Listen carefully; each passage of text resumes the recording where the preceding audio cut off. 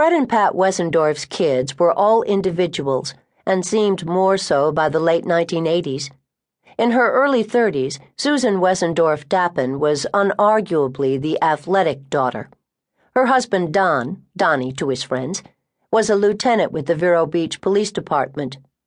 Chief Jim Gabbard invited the spouses of his officers to use the fully equipped gym at headquarters.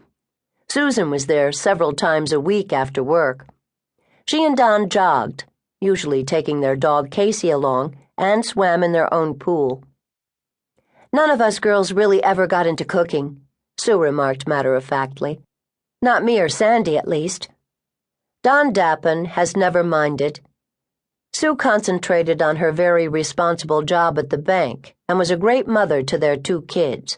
Moreover, Sue was absolutely fascinated with Don's career from the beginning. Being a policeman's wife is one of the hardest jobs in the world. Some wives don't want to know what happens on a day or night shift. Knowing makes them more frightened for their husbands. The job is easier for a policeman to handle when his wife cares, though, and Sue always did. Don Dappen became a cop when he was 20 years old.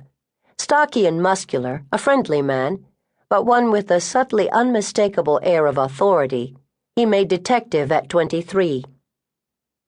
A few years ago, Don Dappen could easily have seen the end of his career and his life when he took a chance at foiling a major drug deal. A 28-year-old Fort Lauderdale man and his partner, a 48-year-old New York resident and a licensed pilot, had loaded a twin-engine Piper Navajo plane with 56 bales of marijuana weighing 1,300 pounds and headed somewhat precariously north from Miami. They made the mistake of stopping at the Vero Beach Municipal Airport to refuel. At 9 p.m. on a Thursday night, the plane taxied past the Federal Aviation Administration's Flight Service Center, and the air traffic controller noted that the numbers on the plane did not match the numbers the pilot had radioed to the tower on landing. The controller notified the Vero Beach Police Department, and Don Dappen responded in an unmarked car. The Vero Beach dispatcher informed him that the plane currently being refueled had serial numbers N4469R, numbers that matched those of a Piper Navajo reported stolen out of a Miami airport. Don Dappen, who would later shake his head when he remembered the incident, realizing in retrospect how it might have ended, watched as the white Navajo, loaded with 200 gallons of fuel, began to taxi slowly down the runway. Dappen turned on his blue bubble lights, hit the siren, and he drove directly onto the airfield, deliberately cutting in front of the moving plane. He expected it to stop, but the pilot didn't even slow down. Instead, he revved up his engine. Don Dappen pulled ahead of the plane while a Vero Beach patrol car raced along beside it. The policeman intended to at least slow the stolen plane. At that point, they were going 80 miles an hour.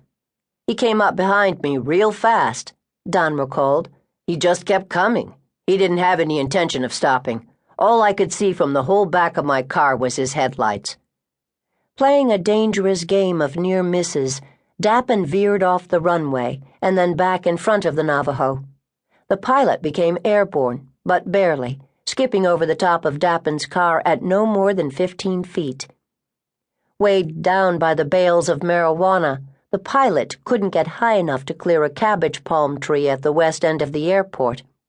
His left wing slammed into the palm, and the plane spun so violently that it ripped apart and catapulted through the darkness into the thick undergrowth at the end of the main runway. It ended in a smoldering heap, leaking the gas it had just taken aboard.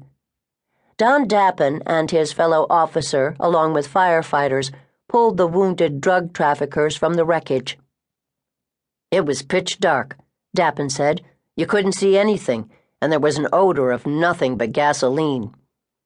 Miraculously, the wrecked $245,000 plane didn't catch fire. Just as miraculously, the pilot and his partner survived, although they needed a hospital stay to recuperate. They were charged with trafficking marijuana, aggravated assault, resisting arrest with violence, and grand theft.